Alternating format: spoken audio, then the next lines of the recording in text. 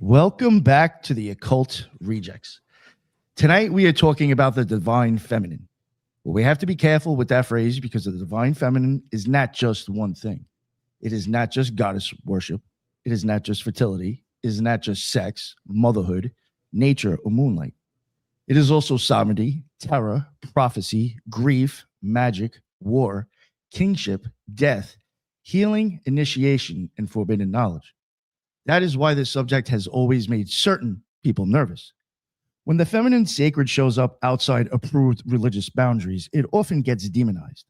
The goddess becomes an idol, the priestess becomes dangerous, the healer becomes a witch, the woman with visions becomes accused of deception, possession, or heresy. And to the ignorant, the uninitiated, and the fearful, anything sacred that does not fit inside their narrow theology starts to look satanic. But that reaction says more about fear than truth. Across the ancient world, we find the sacred imagined through feminine forms.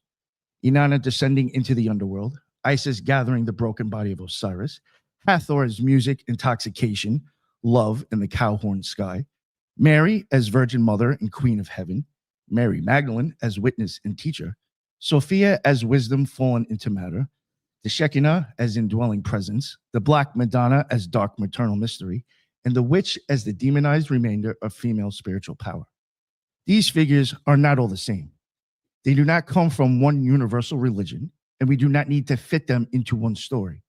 But they do reveal a pattern. Again and again, human beings have imagined the sacred through the mother, the virgin, the queen, the mourner, the lover, the prophetess, the witch, and wisdom herself. So tonight we are asking what happens when the feminine face of the divine is honored, feared, absorbed, renamed, or driven underground. And why does this sacred keep returning through the body, the womb, the tomb, the moon, the dream, the cave, the crossroads, and the woman who knows too much? And to talk about that topic tonight, we got a whole bunch of us here. And to start that off, we do got Judith DeLune. What is going on, Judith? How are you? I am fine. Thank you for having me. I look forward to this discussion. And everyone else, you can find me normally on X, Spreaker, and on YouTube as the Loon. And I'm glad to see here with the whole glad to be here with the whole gang. Oh yeah, we got a lot of us here tonight. It's gonna be awesome. We got my man Jin the Ninja. What is going on, Friday? How the hell are you? What is up, boss? Mr. 99 or Mr. 93? I guess I didn't. I always like 33, 93, 99 now. All right. It always changes. Okay, well, that's good. Go for 69 next. Okay, next time. So I'm really excited. I mean, you always email me the invites, and I'm always game to join. But I saw Divine Feminine, and I saw everybody was coming, and I was like, well, this is kind of my wheelhouse a little bit, at least. I mean, I started with you, Nick, discussing the Mahavijays and the Kabbalistic Tree of Life. So, and I also did the Aeon of the Daughter with the Grey Lodge. So it all kind of makes sense. So I'm really excited to be here. If people want to check me out, they can go to youtube.com/@Threshold Saints or substack.com/Threshold Saints. You can find all of the Threshold Saints episodes as well as the Grey Lodge. And yeah, we've got Battlestar Galactica coming up on Friday, so everybody can stay tuned for that. And I have multiple episodes of Saints dropping with the people from Apocalypse Confidential, which is a very cool online lit mag they say is going to be the new Vice. So let's see where it goes. Cool. Thanks, guys. Appreciate it. All right, sounds nice, man. Good for you. All right, and we got Kyva Rose. What is going on, Kyva? How are you? Hey, good to be here with you all. I'm excited to talk about this topic. Everybody can find me at Kyva Rose on Instagram, YouTube, and Facebook, and you can get a reading if you go to my website at 11kyvarose33.com. Thank you. Oh, thank you for joining us. I appreciate it. And Ethan Indigo, what is going on, sir? How are you? Peace. Most excellent to be here with everyone, especially our divine feminine ladies here. I also have given this a great deal of thought, being masculine or male Claude that I am. So I'm excited to talk about this. Recent articles on Occult Research Institute, or what am I getting wrong? Occult Research Institute. Yeah, you're right. Yeah, right. Okay, occultresearchinstitute.org, and other articles on geometry of energy, and appreciate everybody and any communication, so feel free to reach out. thank you very much for making it, Ethan. I was actually hoping very much that you did make it. I actually thought your talk on the, I guess, the feminine with marijuana was actually really interesting. So Yeah, that was hoping one of my yeah, favorite presentations. yeah. So I was hoping you'd kind of bring in mind for that as well on this topic. We got my man Magus. Brandon, what is up? How are you? I am quite swell. Thank you so much there, Ketterl, the Cardinal Electric Head himself. This is going to be fantastic. I'm excited to have this conversation with everyone. Yeah, Nick sends it out and he's all like, should we do this? Are you ready? And can you get here? And I was like, yes, we will make sure we get here, because this is a topic that's fascinating enough, probably at the very heart of a lot of misunderstanding in both the mainframe world and the new agey spiritual nonsensical world. And so for some reason, everybody always wants to tear things apart. And the idea is to put them back together in that sacred marriage. And so I'm very excited. Find me at Magus in the Media, where we break down myth, magic, and the meaning in the stories that you and I love. And I love working with these people right here before you. And let's get it on. Awesome. I'm so happy you made it, for real. Thank you very much, sir. Appreciate it. And we got my man Jules. What is up, Jules? How are you? What is going on, man? Thank you guys for inviting me this evening. It's good to see you all again. Everybody, I'm Jules, host of the Great Pill Podcast, the Mississippi Mystic, Handsome Hierophant. Got a lot of names. But this episode, I feel, is very important. There's a lot of misinformation, disinformation out there being put out purposefully, I believe, to kind of give the divine feminine a bad name, a bad look, and a lot of other things that come with it. And, besides finding it in these ancient texts and, some of these ancient mysteries, these, certain kind of archetypes that you see throughout time, you're able to witness it in your own life. Like, I look at my wife, I look at my daughter, I look around me at nature, and you can feel that feminine presence there with you. So I think it's important that everyone notices that and they respect it. But you can find me over at Twitter, on Twitter, X, whatever, at Graypilled 3Ds, because my old account got hacked.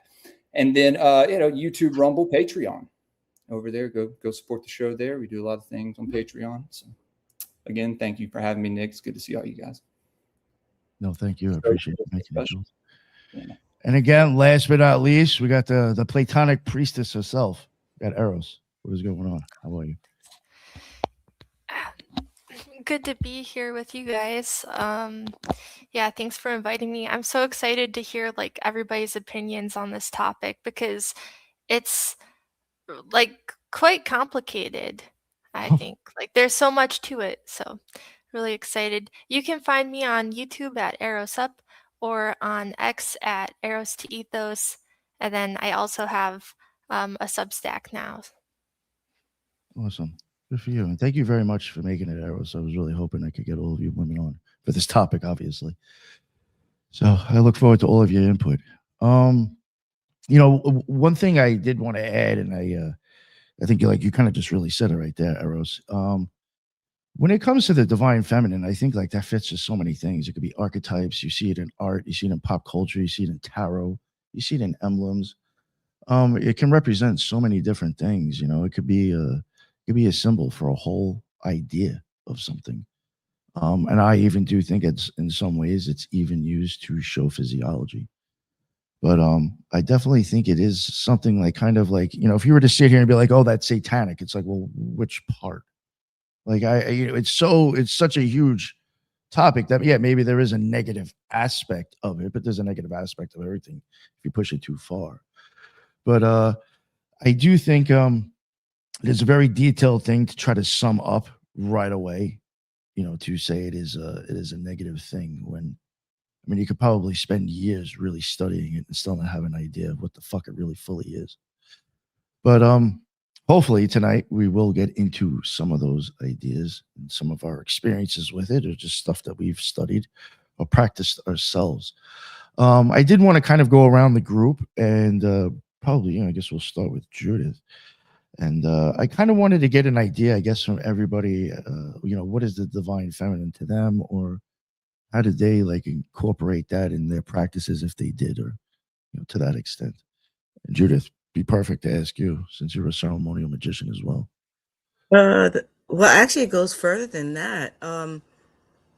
First, the divine feminine to me is the female energy.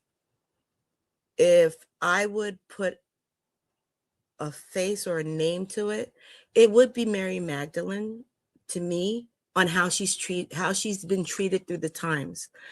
And I grew up Catholic, and she was demonized, which is what we're seeing happen with the divine feminine in the popularity. She's being demonized. There's falsehoods going on. I know a lot of people, we were talking earlier, how there are people still shitting on the whole idea of the divine feminine. But if you look at what they did to Mary Magdalene, there are some people out there who consider them Christians who don't realize that even the Catholic Church admitted prior to even my birth that what they lied on her, called her a whore, said she was possessed by 7 demons, which was not true. And the Catholic Church came out and they admitted that. And now the truth is coming out about her, and there's a revelry. And so to me, she is a divine feminine only because she's an archetype for the divine feminine, because she holds the secrets. If you follow Jesus, if you consider yourself a Jesus follower, she holds the secrets. According to the Gospel of Mary, he told her the secrets that we needed to be conveyed, and to avoid that, and which is what I see happening with that energy, to shut her up, basically. Even after she was gone, they said lies, so no one wanted to be her. And I take it personally only because, yes, she is a saint of the Catholic faith, but there's a falsehood that was said about her, and what the secrets that she had to share with the world was squashed due to these lies. And the finding of the Gospel of Mary is where this is coming to fruition. It's always been uneven throughout the ages that women were suppressed when it comes to divinity and everything else. And the divine feminine is the opposite of that. She shows that a woman could stand equally with a male, the masculine energy. There is aspects there that needs to be shared, and that's where I find the divine feminine. She holds a secret. She's the saying, behind every good man is a better woman, or something to that effect. And that's how I go about it. I was Wiccan, and we did a lot of goddess worship, and there's a lot of reverence in the feminine energy, and that's where it goes for me. Thank you so much. I appreciate that, Judith. It was great. Jen. What is up, Jen? Can you hear Okay. me? How do I sound? Yes, you sound great. You sound great now. All right, good. Thank you. Appreciate that. You're welcome.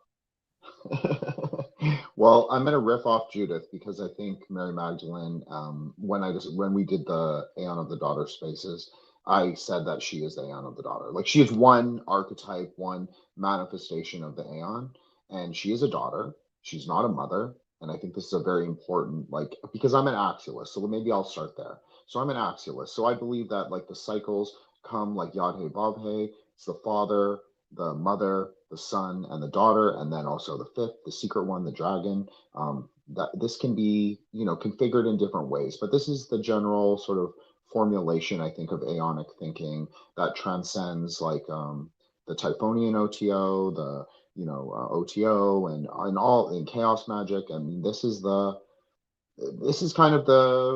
wheel, we'll say. So I think, Mary Magdalene, she holds the crystal vial. What is in the crystal vial? You can say it's the alchemical wedding. You can say it's the panacea for all infirmities of man. You can say it is the truth. That's one way to understand it. You can say it's the alchemical dew, like what you would collect off of a lady's mantle on a Friday, like on a Venus rising, on a sunrise.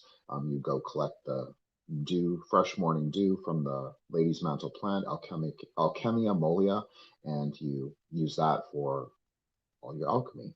And of course, you can't mention Mary Magdalene without discussing the Bain Marie. So this obviously did not come from Mary Magdalene, but it comes from Mary of Egypt.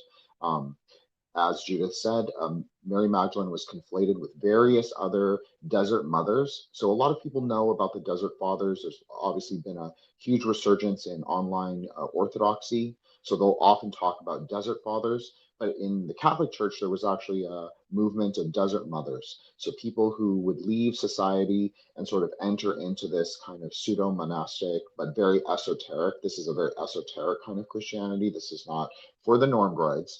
And I also think that Mary Magdalene corresponds very, very well. People can absolutely dispute this, but for me, the Kabbalah and the sort of archetypal aeonic concept makes sense. She corresponds very well to the Nuria. So the Nuria is the daughter of Noah sometimes. Sometimes she can be a third daughter of Adam and Eve.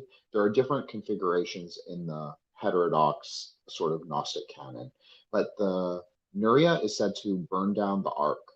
This is kind of her story, is that this angel called Eleleth appears before her. He is not one of the archangels. And in fact, he suggests that the archangels, interestingly, as David Rankin sort of alluded to, the archangels can function very much as archons. And sometimes they are treated as that in Gnostic literature. So this angel comes before her and says, listen, the archons, they tell you lies, but everything that they say is a lie, but it's not real. It's only in your mind. So the way to break the spell of the archons is to burn it all down. So this is exactly what she does. She takes a bow and arrow, she lights the arrow on fire, and she sets Noah's Ark on fire because it is said that she finds it in deficiency. Obviously, this is a metaphor, but it's an interesting metaphor because it represents a kind of a destruction by fire. So a lot of Kabbalah, especially the Ramic style, like the Hasidic Kabbalah, is very not obsessed, but it's fixated on the idea of destruction by water. Whereas a lot of Islam and a lot of Sufism and a lot of more esoteric ideas are focused on the destruction by fire. But I think this is an interesting idea in Christianity because it becomes a complementary rather than an oppositional polarity. It is the daughter of fire, meaning the daughter of Deborah, with the son of mercy. So Christ would be coming from Hesed, and she would be coming from Deborah, and they, of course, meet together in Tiferet in the alchemical marriage. So I find this to be a very profound concept. I think other people do too. I don't preference the divine feminine figure. But I have a very strong Dakini practice in Tantric Buddhism. And I always have, and it's always been my strongest practice. Now I have changed, and this has always surprised people that I actually practice a masculine deity, like the last couple of years. But I have always continued to practice the Dakinis because I find them to be very accessible to me. Not everybody finds them as accessible. Some people have to cultivate it. We would just consider that to be a byproduct of karma. Certain people have more predisposition to certain deities and certain practices. So I would say that my relationship fundamentally is very close with the divine feminine. And I also try and cultivate that energy and integrate it in my own practice. So I hope that gives people like a little intro, maybe not that little, but some introduction of where I'm going. Thanks, Nick. Oh, thank you, Jen. I appreciate that. Magus, I know you were ready from the beginning, so I'll let you go. Yeah, that's good. I mean, yeah, of course. These things are deeply ingrained into our very nature and being. And so, interesting enough, like what both Jen and Judith have brought up are very important aspects of this principle called the divine feminine. So obvious, of course, we have two different dual principles within all of us. And fascinating enough, through time, I think it's really important we need to define what these things even mean, because the divine feminine as a term, technically, not that it was created by H.P. Blavatsky in the Theosophical Society, but then through time now it's been kind of corrupted even further from her own readings and hijacked by certain institutions, and I think the spiritual tradition is one of them. interesting enough, where all of a sudden you get a complete inversion of this exact thing that we're misrepresenting from like a natural force of energy, the feminine principle, and then it's like it's all of a sudden it gets to be strange, and now we're talking about women as such, when both men and women inherently have this internal principle. Technically, right, the sacred marriage is the balancing of the masculine and the feminine. And I think these things are really important, that when we go through our understanding of reality and what these forces of nature are doing upon us, the yin and the yang of the dualistic system, which is technically not dualistic at all. When we get caught up in either one or the other and not trying to balance them out within ourselves, then I think we get into a hogwash of conversation and forgetting that we're all moving towards the single principle of the sacred marriage in trying to balance these things out through our life. So that's something I think about a lot. And I think about this because I lived in Boulder, Colorado for a long time. I hopped around the hippie scene in my early 20s. I've seen this term be used and abused by the exact people who are trying to think that they're helping it. And I think everyone on this panel has a beautiful, I think they're going to have what I've heard is amazing. And I completely agree, because then this principle gets inverted through time. And what we forget about the divine feminine is one of its manifestations is through the mystery school. So then it only makes complete sense that the exact same thing that exoteric Abrahamic traditions have troubles with is the exact same thing that got put underground by the Inquisition, by every Inquisition, of people trying to control others. And so I think that's these are a lot of different aspects of a massive topic of trying to balance out humans in the world, as we understand that we're going to, as tribal individuals, we're going to basically other things that we don't understand within ourselves.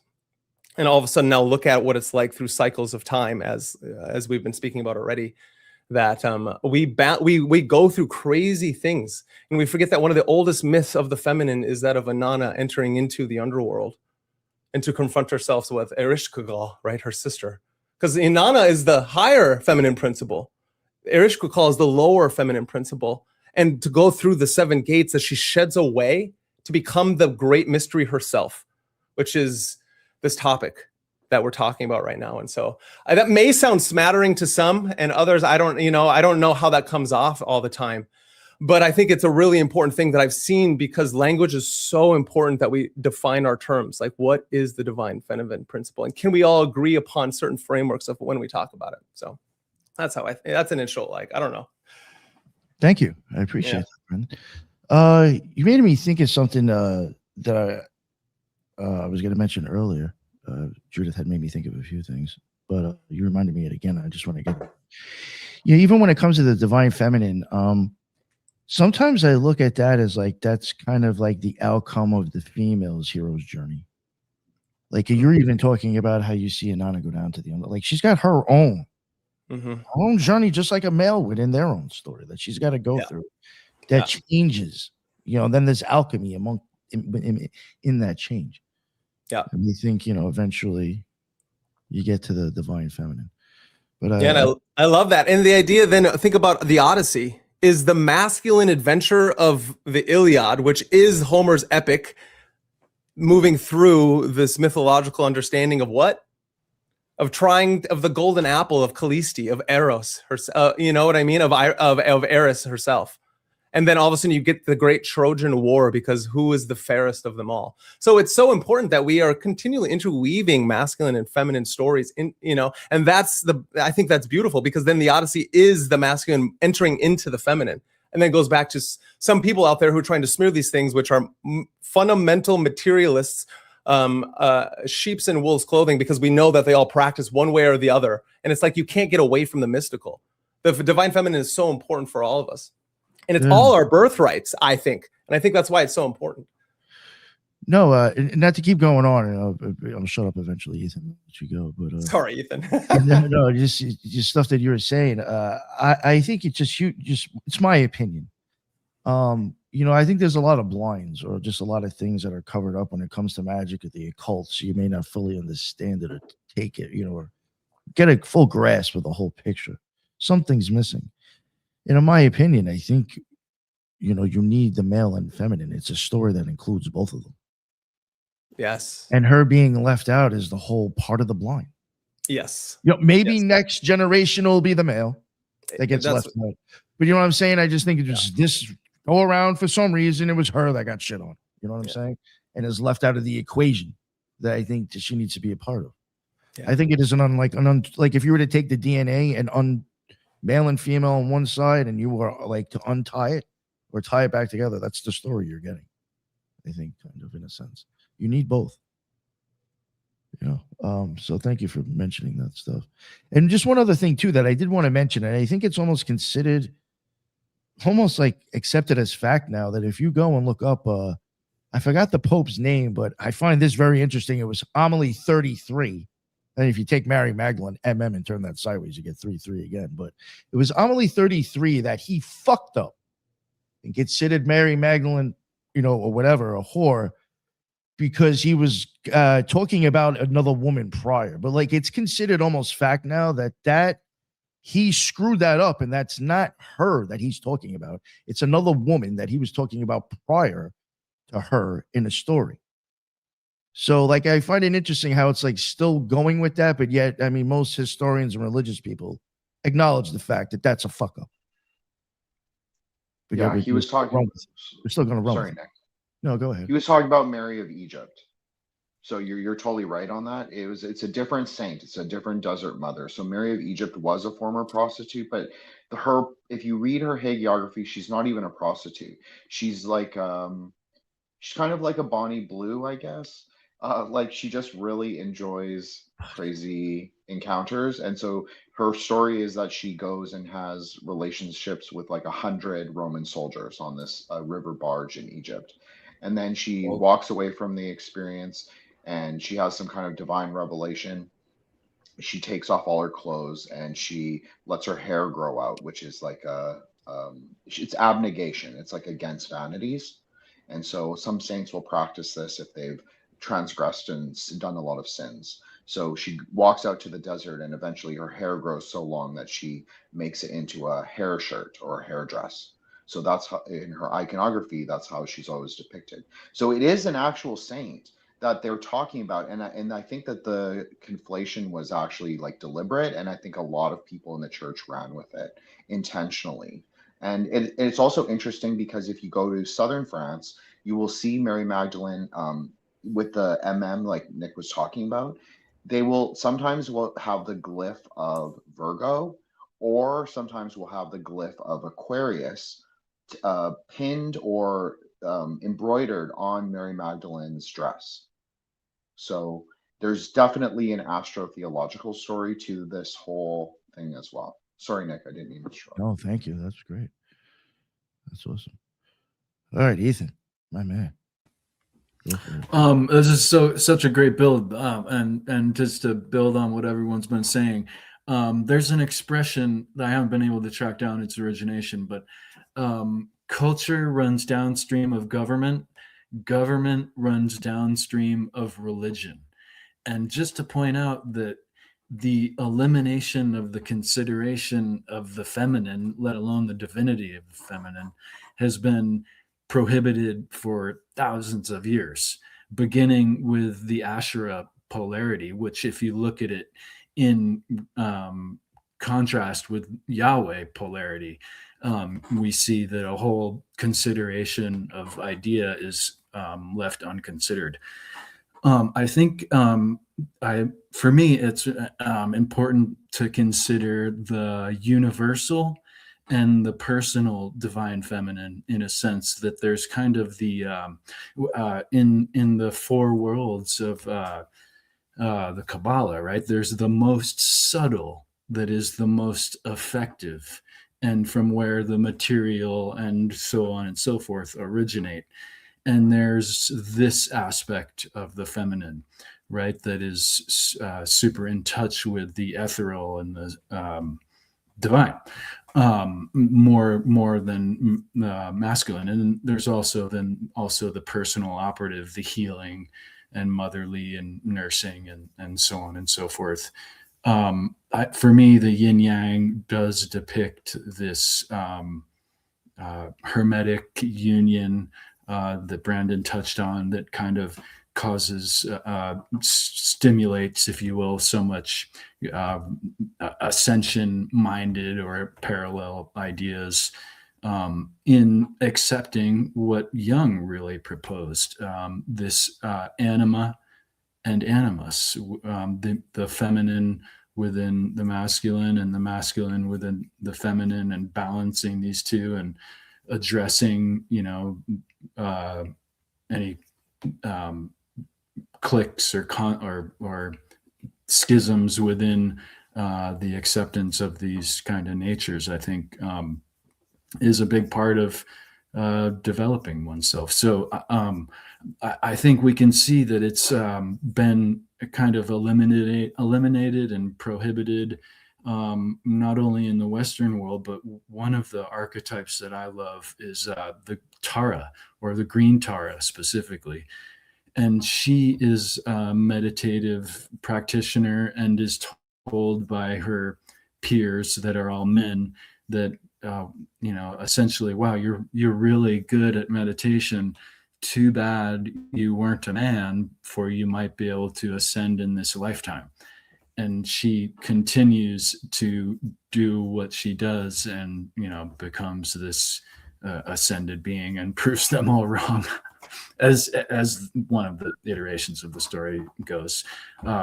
So I think of Green Tara as a great kind of embodiment of that energy. But that's about all I wanted to say. Well, thank you very much, bud. I really appreciate that. Kaiva. Yeah, this is a great lead up. So for me, I see the divine feminine more as like a force, like the dark potential of all that is. So when I think of masculine, divine masculine, I think of the single pointed focus, the effort, the light. But when I think of the divine feminine, I think of it more as like the dark potential of all that is, which is why perhaps it is looked down upon, because people are afraid.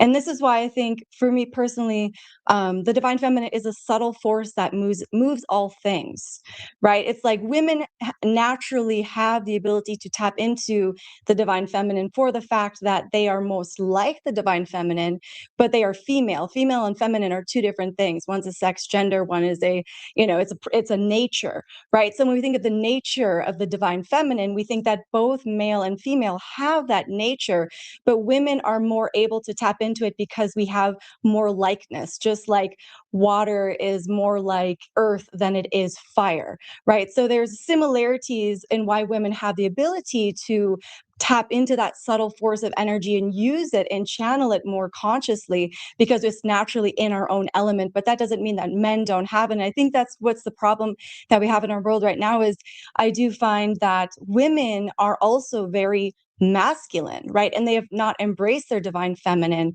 for the fact that we do live in a very single pointed, masculine created world. And I'm not saying that's bad. I think masculine and feminine energy, when in balance, are super essential, because the warrior needs the goddess, and the goddess needs the warrior. So they're both needed. But I definitely think separating the idea, kind of what Brandon said too, like that idea that feminists take the divine feminine and make it their own, right? But then they don't appreciate the divine masculine. And so the question for me is then, so if we can appreciate the divine feminine, because I actually didn't know that Christians don't like the divine feminine. I'm pretty removed from that. So I didn't even know that was a thing that was happening. I've actually only seen the opposite, which is like the new agey, only embracing the divine feminine and really pumping that up, which I think there's a balance, right? Because if you pump it up too much, that you're not appreciating the masculine energy. And I think we all have both forces inside of us. And so it's super essential to not deny a part of yourself. And so, yeah, I think the divine feminine at its core is Tiamat, right? It is the dark potential of all that is. It is the universe. And the masculine force is the light that makes things appear. And yeah, the darkness of all that is scary, right? It's like, when you reach into that abyss, what are you going to pull out? And do you have the ability to hold it and contain it? Women maybe have more of ability to do that. And that's why the divine feminine is more familiar, and there's more, seers and psychics that tend to be women. But yeah, that's kind of what I've contemplated and thought about in my own mind. So thank you. That was great. Thank you very much. I appreciate that, Kev. Eros. What with you, Eros? All right, I'm gonna try to be ambitious here. Um, when I think of the divine feminine, I always I guess, compare it to its counterpart, right? So I think of the sun and the moon, and how, yeah, like Kaiva said, the sun, the masculine, is that structuring light, right? And it reflects off of the moon and comes into form. And so then with like solar and lunar work, you have, because the feminine to me is like matter of the soul and of karma and the subconscious, whereas the masculine is like the ego and the spirit. And so I think, much like the sun reflecting off of the moon, I think it was Plutarch that said that the sun reflects off of the moon and then brings things into form. Um, but just like that, you have the subconscious, and basically, the more that you get to know your subconscious, the more that you would build that up into your conscious ego, right? So that's a similar thing where you have the ego, the your sun reflecting your moon, your soul, your subconscious patterns. And the feminine is very intuitive and stuff like that. That's why I would say they're more the oracles, they're more the um, prophetic visionaries, because of the matters of the unconscious and of the soul, where I think all of those patterns are stored. All of the patterns of like how things feel when the planets are in certain configurations and when the moon is in different phases and stuff like that, tapping into that energy, or even just seasons, because the divine feminine, we can't neglect Gaia here. I think that's a huge part of the divine feminine is, bestial nature to a sense, because that is the substrate of which sense and all animal forms and all things of sense are born, is this, you know, physical substrate that does lead to some bestial things. But you also have the moon, which is the regulator of that, right? And so you have hormonal cycles and you have tides and stuff like that. And I guess the last thing I'll mention, well, okay, I have two more things. And so with the moon also you have memory, right? So Cancer is the historian. The feminine holds on to um, memory and onto karma. Those belong to the moon. Um, so that's another important divine feminine thing. And then the last would be like meaning making. Women are very relational, and everything is relational. Everything that exists is relational, because you have differences in potential. For anything to have meaning, you have the two things and how they're related to each other. And so they also kind of rule over meaning, which is a big part of Isis, right? She takes the fragments of Osiris and she makes them into a new thing. And as the universe kind of fragments and we get new things and it's expanding, um, you know, it's the feminine that kind of lives in that liminal space where the new pieces, we find meaning for it. I like that. They made me think about our wings for some reason. The symbolism of our wings, a bunch of feathers coming together to become part of one thing. Thank you, Jules. What is up? What's going on? You are muted, sir. Yeah, of course I There am. you go. Yeah, man. So what everyone just said, I think everyone's spot on, especially with the moon, because in northern mythologies, you know, you have the moon god, Mani or Mani, who manages basically the moon, but then the energy, the personification of night is not, right? Or Nuit. So this is the energy, just like the sun goddess, Suna or Sol, you know, Balder is that personification of their energy. So it's like you have to have, if you're going to have the masculine, you have to have the feminine. If not, it's out of natural order. And I don't believe it's of what someone would call God, or, we come from a woman. We live on a planet that is feminine. You know, and our job, and this is another archetype that has been hijacked besides the divine feminine, is the green man archetype, being the masculine form of nature, right? And spreading the seed throughout nature to make it blossom and bloom. And, this does go all the way back, and Isis being the mother of the mysteries. And, there's some myths that she buried Osiris in an oak tree. Some gods of the morning wood lore there, but, it goes, and I'll speak on some northern mythology. I think Kaiva was talking about, there is that dark aspect to it that people like to demonize. You have the Morrigan and Hela and a lot of other goddesses that embody this, but then you also have the opposite, right?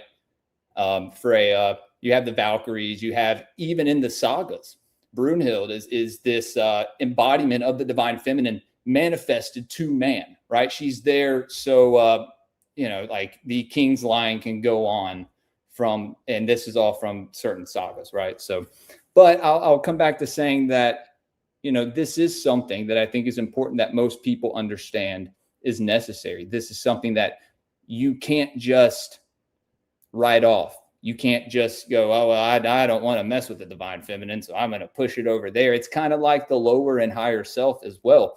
People want to kind of try to cut their lower nature off. And it's like, bro, it's always going to be there.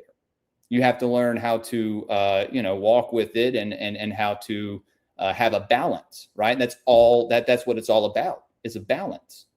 So, yeah, man, I think there's a lot of misconceptions nowadays concerning feminine archetypes and the roles of these goddesses in these stories. Well, the gods and goddesses, right? They're all looked at as these fallen deities, and like, yeah, they all have a fallen nature to them, just like we do, but they also have this divine nature as well that we should strive for that, right? That's the inspiration right there. But yeah, all the things you guys said are spot on.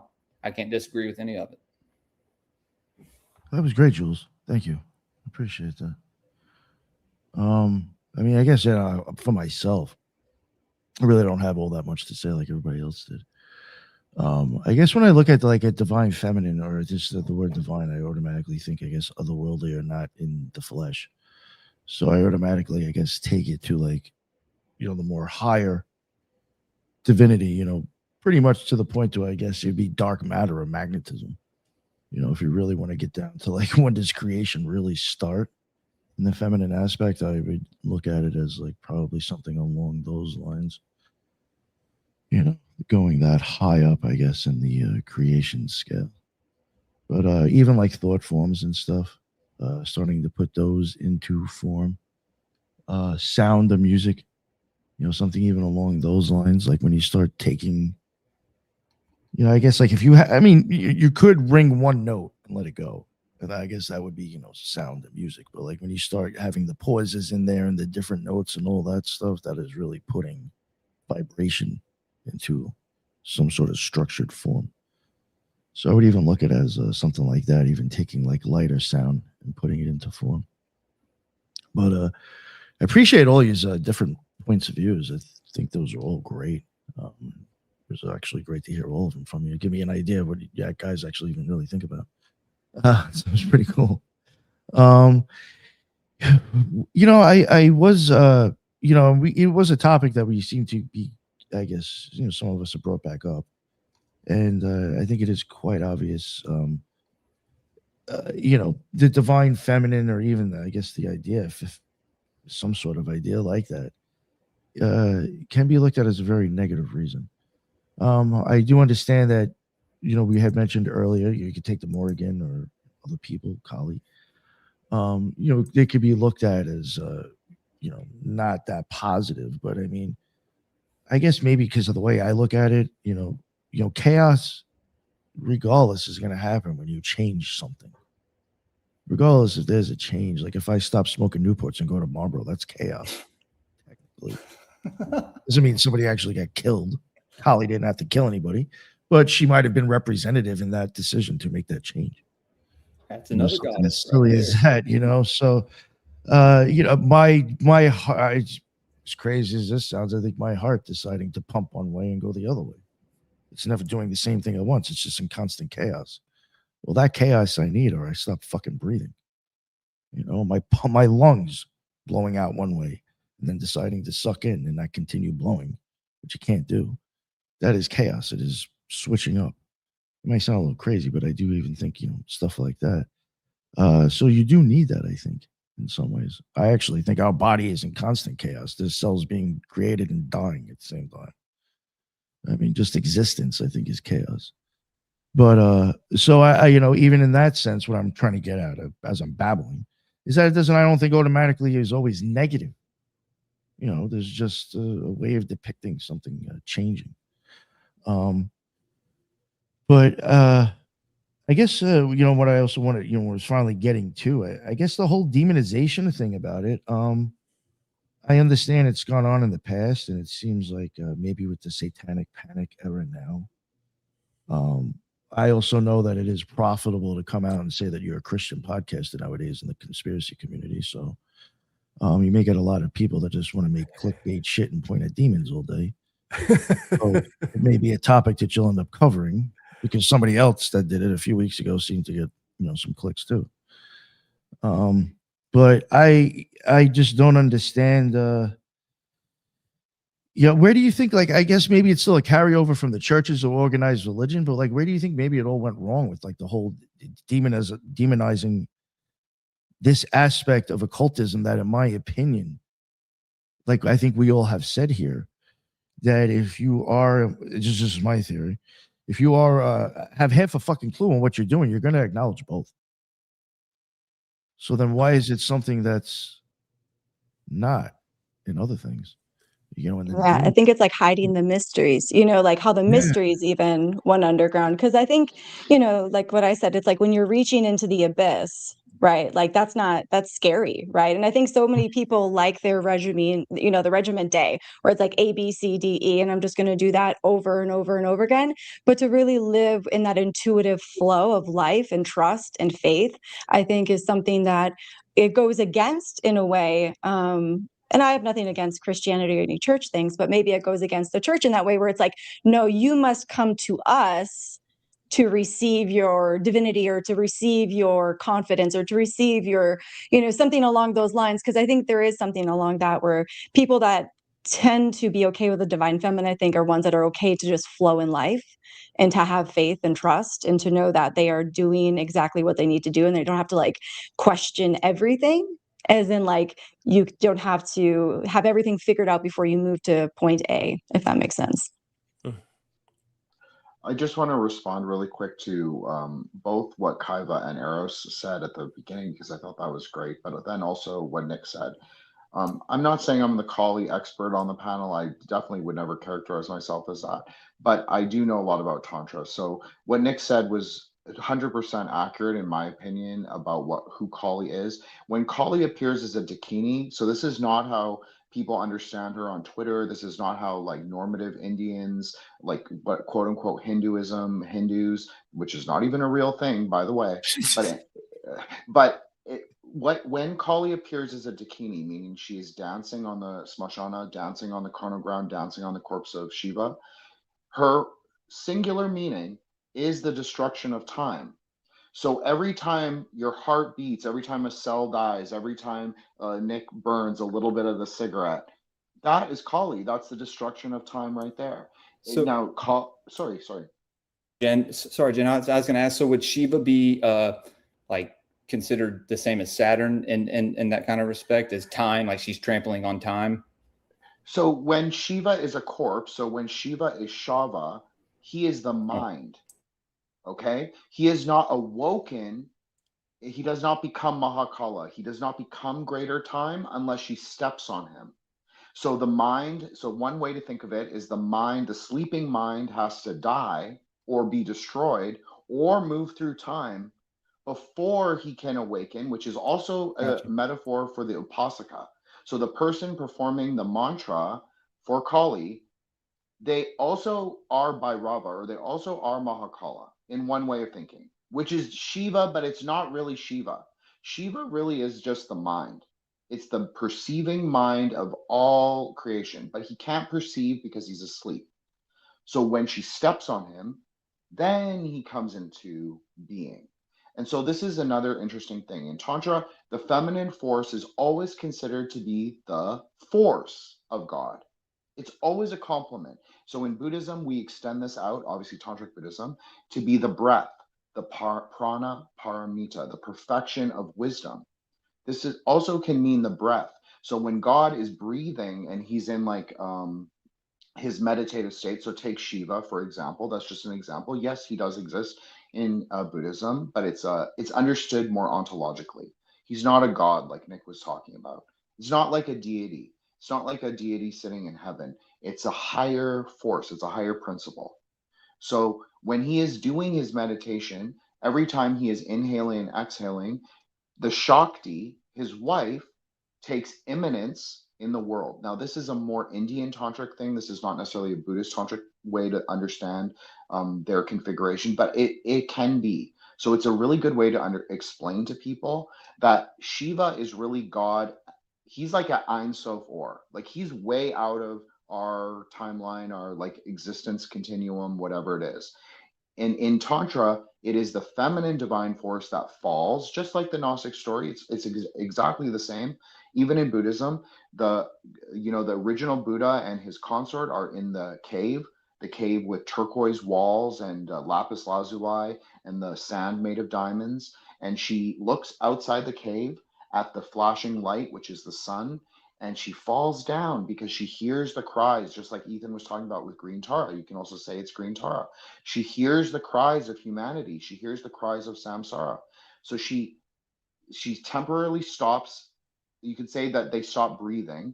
She turns over her left shoulder, looks out the cave, and she falls all the way down, just like the Gnostic story, again, like through the pleroma. So then she has to re-arise. So when she falls onto earth, she doesn't remember her name, just like Sophia. But she also becomes the birthing grandmother, the Barbello, this kind of Tiamat. That's one way to describe it. Very similar to Ninmah in the Sumerian stories, dude. Like when Enlil, the sky god, decided in the ancient flood myth to flood the earth, she wept for humanity. And then she came back as this kind of grandmother figure, this you could say crone archetype, right? That lived in the mountains. And then she was known as Ninhursag. And so, no, you're right, Jules. Like, look, this is my proposition. I personally believe that Vajrayana Buddhism, in particular, is the continuation of the story. But instead of looking at it as a cosmology, meaning that the deities are real, it looks at it, Buddhism looks at the multiverse as an ontology, meaning that the deities exist at stages of consciousness. So when she is at the ferocious grandmother who has given birth to the blood ocean, given birth to the world of samsara, she is not the same consciousness as when she is depicted as a higher Buddha, as when she is Green Tara. Green Tara knows who she is. Green Tara knows her own name, and Green Tara also recognizes her own potential. And this is even part of her, how it's explained in even outer, very exoteric Tantra. She is Lambodara, pregnant. She is pregnant with potential, meaning pregnant to give birth to the waters of the world. She can restart, she can revive, and she can also rectify the three worlds. That's how it's understood. with her tears or with her pregnant waters, whatever you want to describe it as. So she becomes like an axial figure, in particular Tara. And so I think Tara, which just means star, is actually related to Ishtar, Inanna, all of them, but it's just understood differently. And really, no tantric who's hearing this, like tantric Buddhist who's hearing me say this, would really find this crazy, because a lot of Tibetans also believe this. Like, they just look at it as a axial story, that the story is always continuing. The more information that we get about exactly, the more information. And green is the color of air. Green is also related to Jupiter. Green is also related to you could say the liberation. It's not the liberation from samsara necessarily, but it's the four elements. Like, when I think all of us were on the David Rankin episode, but he was talking about elemental configurations. So air in Tantra is the 3 in 1. It is fire, earth, and water all together, and through that creates green and air. So like the Northern Lights, that's a great, I think Kaiva and I even spoke about this on her episode on Threshold Saints, but you can liken it to the Northern Lights. If you've ever seen a picture of the Northern Lights, they're green and it expands into the air and it's surrounded by a pink halo. So this is really important in terms of like aeonic thinking, green and pink, where we're going, what elements are really important in terms of green and pink. It's fire and air. So again, I believe that there is an interrelationship between what we're calling magic, what we're calling this like primordial religion, and also what I would call the Kabbalistic tree. I think it's all interrelated, and I would say Tara is at Hesed. And I've said this many times, Jules. I'm not just like saying it for for you or for you guys or the episode here. I've said it many times. So this is my proposition. People don't have to agree, but for me, it makes a lot of sense. Sorry, I didn't mean to go on for that long. Oh, you're great. I completely agree. Yeah. And that's something that people see with Callie. They only see that depiction of her with her arms and her tongue out, and like, it's something that's used again, like what we were talking about earlier, for this misconception of the divine feminine as this evil archetype that they will literally LARP with, like left-wing feminism and all this stuff. And it's just like, dude, it's the total opposite, like energy. It completely, like, if you experience, women, I'm sure, the ladies on this show, women like my wife, if you experience, like an IRL interaction with them, like you feel it. It's something, it is something divine. So. Nice. Yeah, I agree. And I think that's really important for us all to understand I have two concepts I want to throw out there. One is something that Jin lightly covered. And this other one is, we could think about what happened in the Inquisition in Rome, right? And I think this is really important to understand time frames and how these topics come and go through time, this mythology. That's why I think it's really important to see it through the mythopoetic lens, is because then we can kind of detach it and kind of see it through this nice little story. And so with the Gnostics, and that's why it's so important to think about it through this Western esoteric lens as well, is the Pista Sophia, the idea of Sophia falling. Jin talked about it. But through this lens, then you're seeing Sophia fall into the material world. Why? Well, because she saw her own, maybe not even her own, there was like a reflection, and it was this beautiful thing. And so she fell. Falling away from what? She was an aeon, and being an aeon, it's not like we normally think about it, right? And so it's the idea is that the aeon of Sophia, as she falls into matter, and what she was connected to was the logos, the Christos. The Christos and Sophia merging create a beautiful world. But without that, you get just Sophia fallen. This is pre-Eve. This is pre the world coming into being, because in that one we get Jehovah and Yahweh, these different figures, and these stories representing how you see concepts and forces through time, and then interopolate that to what happened during the Inquisition and with Rome. And so the mystery schools are the underpinning of this entire thing, I think. And I think it's really important to understand that the mystery school's point is to bring a single individual into the thing that needs to balance them out the most so they can completely become human, and that is the sacred marriage. So how do you control entire civilizations? Nietzsche says that there's this master-slave mentality. And what happens if you take these mystery schools and say, only we are the ones and you cannot have direct gnosis of the divine? Because the divine is the purpose of why we're doing this in the first place. And so if we merge the divine realms, the Malkuth, the kingdom of all the 10 Sephiroths, into the Malkuth of the kingdom that we're in right now, Kether here, because they're in each other, Malkuth is in Kether and Kether's in Malkuth, merge the Christos with the Logos, that's when we can have that sacred marriage. That's what the point of what we're doing. But if you can get people to not want that and understand that we are going to have a Hegelian dialectic where we create a schism of these two energies that are exactly the thing that radiates, attracts, and repels, right? Go back to what you were saying, Nick. Very important. The electromagnetic spectrum of the human body as it radiates into the embodied act and realm. Electricity, masculine. Magnetism, feminine. Not male, not female, not gendered. But there are certain expressions of how our organs and hormonal structures and systems move throughout the world in what you are here embodied in. And so what we're doing is with this aura of our experience moving through the world, you and I and everyone here on this entire planet are not victims, even though we may get burnt at the stake like them. But the idea of the Christos unification with Sophia, which is exactly what they're trying to pull away, the human, the suprahuman, the Ubermensch, right? That's everyone. If you can take this one thing and say, now you have to fight this, and now neither of the divine feminine or the divine masculine are in their fullest, and now they've fallen. And what are we trying to do? Pick ourselves back up again. And I think this is a really important concept that we move through, is because this is within our very mythology, the collective unconscious, which stems forth into the actualized realms.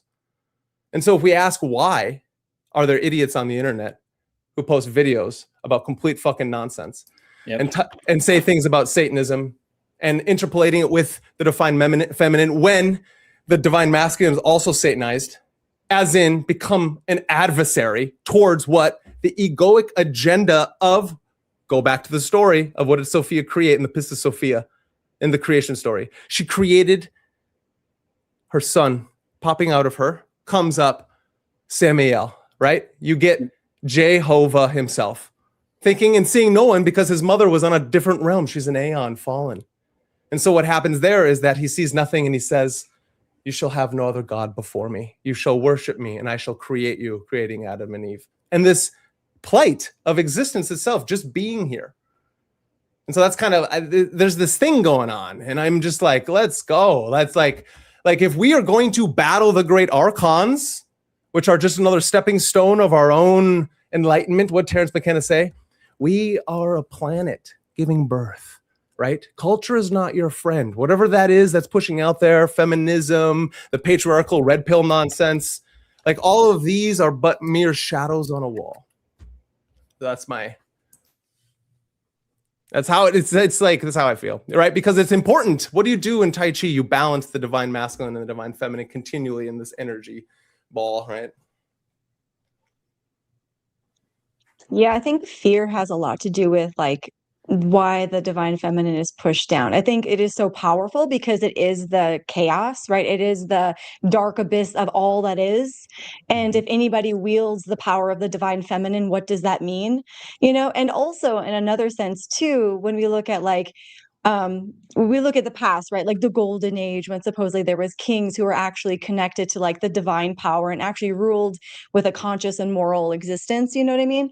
When we think of like when they were taken down by the ones that had no moral compass or had no connection or, you know, I don't know. I think there is something to be said. If you look at our world right now, it is ruled by psychopaths who like clearly have no connection to divine. They may say they do, but I guarantee they don't. So it makes me wonder if there was a time in the past where these psychopaths actually slaughtered the ones that actually were connected to more of that divine feminine power, and were able to like pull these sacred, amazing buildings and just energies and like create a planet that was harmonious. And then these, I don't know, it's just like an idea, like where these psychopaths just all of a sudden like killed out these people and then got in power, and all of a sudden nobody has the ability to wield this divine feminine power, because it does have the ability to make things, create things, and really change the course of the world, right? So just kind of a thought. I don't know what you guys think about that. They killed off all our poets. They killed off all our scribes, the Yeah. druids, all Yeah. of the mystery schools, all of the the Christian mystery schools. They eliminated all them too, Yeah. so they could control this narrative. And now you kind of see the product of that. I'm going to take a little bit of an adversarial position to all of you, and maybe not all of you, but in terms of this framing, because in terms of like Asia and like Tantra and like Taoism, the divine feminine never went away. It never went underground. It was never really, wasn't it? So okay, so Nick, I put in the private chat an image of Kali if you want to bring. Yeah, thank you. I got you. Okay, cool. So basically, Kali is a transgressive figure because she's antinomian to the Brahminical order. That's kind of how Tantra gets framed in the West, but that's not really what Tantra even is, and we won't get into that necessarily. But she is transgressive against the order, but she's also part of the first order. Like she is the aeon of the mother, if you want to call it that. She is Binah at her most destructive, at her most revelatory as well. So you can see Shiva is praying to her. Shiva is subordinated to her. She is standing on the jackal. The jackal is outside of normative civilization. It's a transgressive animal. It's an outcast animal. It eats the dead bodies on the carnal ground. So the mind takes refuge in the destruction of time, because only through apocalypse can there be revelation. Interestingly, she is not the goddess of chaos. I know some people will say that she is, but she is actually not. The goddess of chaos is represented by that older grandmother figure, as I mentioned, and as Jules mentioned, I think all other people have said. That's a different name. Names in Tantra mean is hugely important. So if you say Kali is chaos, no, Kali is is when all things coalesce into like a black hole almost, and then are like sort of caught in the event horizon. So they almost can't escape, but they're also moving through the destruction of time. Worshipping Kali means that your karma is going to be very horrible for your lifetime. That's really what it means. But it also means that you move through the karmic densities very quickly. So maybe in one lifetime, by doing Kali Tantra, you will move through all of your negative karmas from your past life very, very quickly. It's like a higher octave of Saturn or Binah, however you want to understand that. Is that a giant like piece of mycelium in the back? Is that a giant mushroom? Or it's a UFO, it's UAP. I was going to say it's like a bell, maybe, or it's all the same shape. Yeah, it's a bell. That's how you can understand. So in temple worship, these are always installed above the Shakti.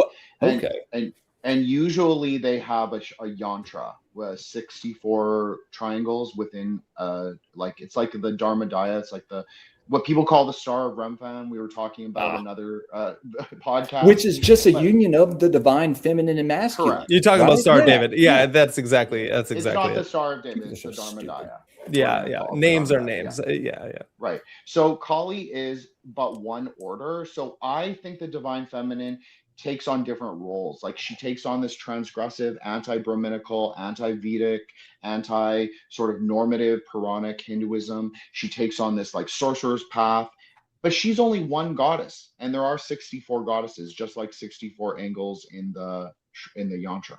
So the sort of focus gets placed on the dark goddesses, but it's really interesting because in Tantra, she is the prime mover, meaning that the destruction of time is what moves time along, but she is not first cause. First cause is actually green Tara. The perception of the worlds, Hasidic, like looking at yourself in the great ocean of samsara, recognizing who you are, that true perception that happens, that is what the first or that is what the first cause. That's first cause of how the world becomes How is created and that? How is destroyed. that different than what we were talking about? I'd love just so people can understand the Well, I connection don't to agree with Kali. your okay. Well, I don't agree with your Kabbalah number one, Brandon, but that's another totally other issue. It's but secondly, it's different because I don't think that the divine feminine went underground in at least in the Asian sort of like the Eastern thought.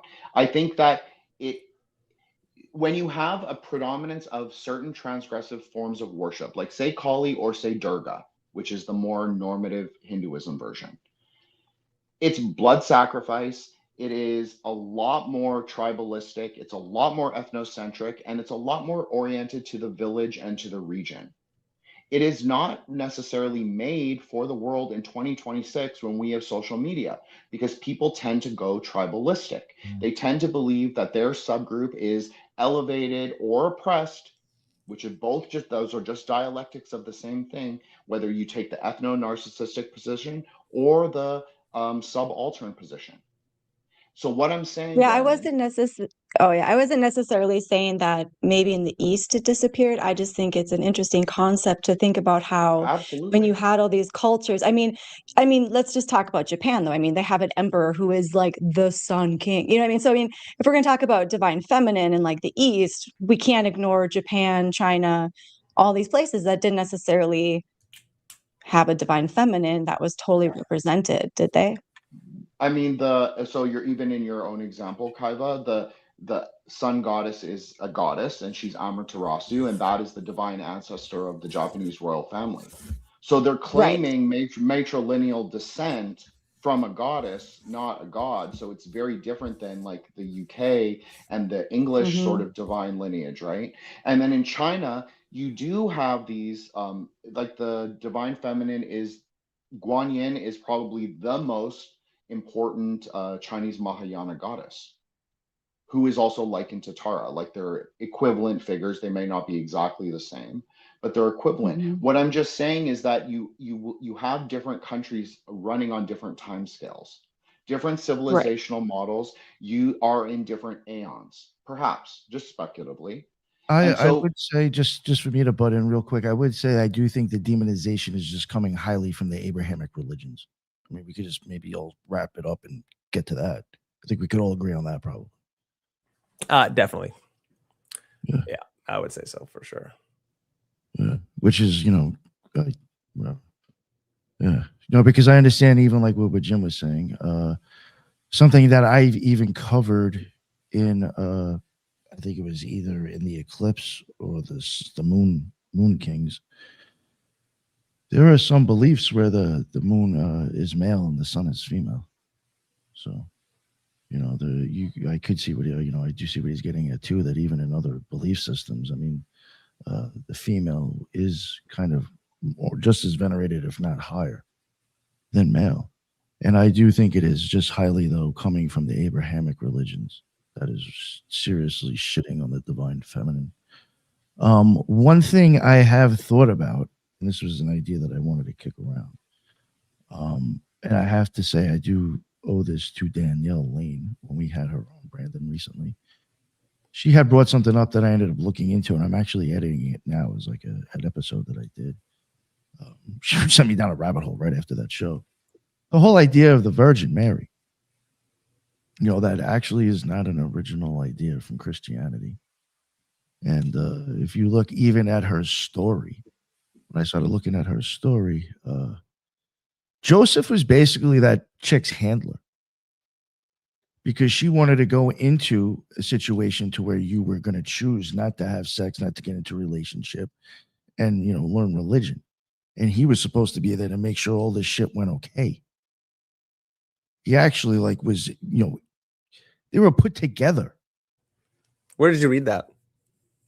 I could send you the books. Yeah, I would love to. Yeah, I would love to. Like, who's like interpreting the story that way? Because that's a fascinating interpretation. And she did this. Now, this is where I want to go, though. When you look at all these other cultures, a lot of cultures would look at the Virgin, there were so many other cultures that celebrated the Virgin. The reason they were celebrating the Virgin is because they knew at some point your body's just going to change. You're going to have sex or you're going to get into a relationship and your life is just going to change. That's going to be a changing point in your life that just happens. And you're not going to be the same person anymore. Mary chose not to do that. That's really the only difference. That's like the difference in these stories, is that's the slight difference. But yet, if you start to even want to go back and look at exactly what the word virgin even meant, that does not mean that Mary was not getting laid. I'm just going to keep it real. It just means that she wasn't married. It had nothing to do with sex. So I think this whole misunderstanding, and I do think that the fact that you have, because in my opinion, it is Catholics, but mainly Christians, with the satanic panic and the stuff with the divine. I often wonder, is it their little tweak to the original idea of the Virgin and the celebration of it and this and that, of her choosing to be abstinent now? Like now it's just like you have to be totally abstinent of sex. Or, you can't be a chick that likes to fuck. You can't show sexualism. Well, they push that with you're OnlyFans, right? So it's like over sexualized. Yeah, no, I feel like it's like unless you wear a chastity belt as a female figure, you're satanic. Yeah. I mean, yeah, right. I mean, the idea of over literalizing things, right? One either. I needed a chastity belt when I was a young man. I'll tell you that. Either. Sorry, guys. It's hilarious. I think there's another. I mean, it goes back to the whole thing of like mistaking esoteric symbolism and allegory for fact that she was actually a virgin or she was of pure and chasted state to have to give birth to the Christos, right? It's a similar thing, Krishna, and like there's so many different. She went and studied and shit. She was. I love that. I love that. Yeah, being a high priestess. Some say that she was the daughter of David, of the Davidic line itself. That's another interpretation of Mary giving birth to Christ. And why he would be of divine orientation. Fascinating enough. But I've often covering that.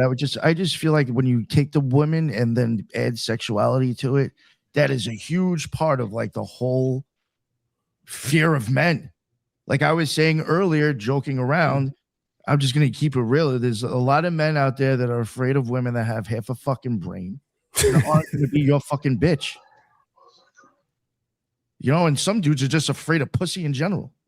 Let's just keep it real. So it's like you just have a thing against groipers. Is that what? Oh, God. They're just mad gay men. Well, you can think of it, Nick, in a Kabbalistic way, is that the church tried to marry the sort of Platonic Trinity, like the idea of the Platonic Trinity, and they tried to fit the characters into Yod He Vav He, skipping the daughter. So they had to make Mary, who is both a mother and a daughter, so Bina Malkuth connection. They put those archetypes into one figure. Now this definitely is not necessarily incorrect from like a Kabbalistic perspective. Like it actually makes sense to me why you would do it. Like there's a logic to it. I'm not saying I agree with it. I don't agree with it, but I'm just saying I do understand it.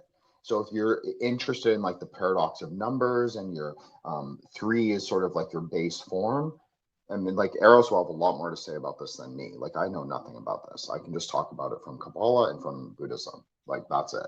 But I'm just saying that I do understand like where they were coming from it. I just think that it creates like a duality, which is that, and Kabbalah does this too. It reinforces the idea of the mother at Bina and the maiden at Malkuth. But I actually, in my own experiences with the Sephirah, that is just not the case. I believe that all the Sephirah have both a masculine and a feminine polarity.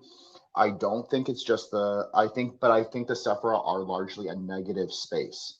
I think they are more like self-combusting stars rather than like how people conceptualize them as more dense, like more planetary. I actually think the planets, as I've said many times, are the outer density or the matter or the klipa, which is not necessarily bad. And I don't even think that I think what gender we ascribe to the klipa doesn't actually really matter. because I think that the true core is non-dual. It's like that diamond thunder, that lightning layer is in the 5th density. And that is what matters, which is non-dual. So it doesn't even really matter like the natures we ascribe. It's more the archetypes or the kinds of ways we recognize the iconography as we travel through the experience. That's just my opinion.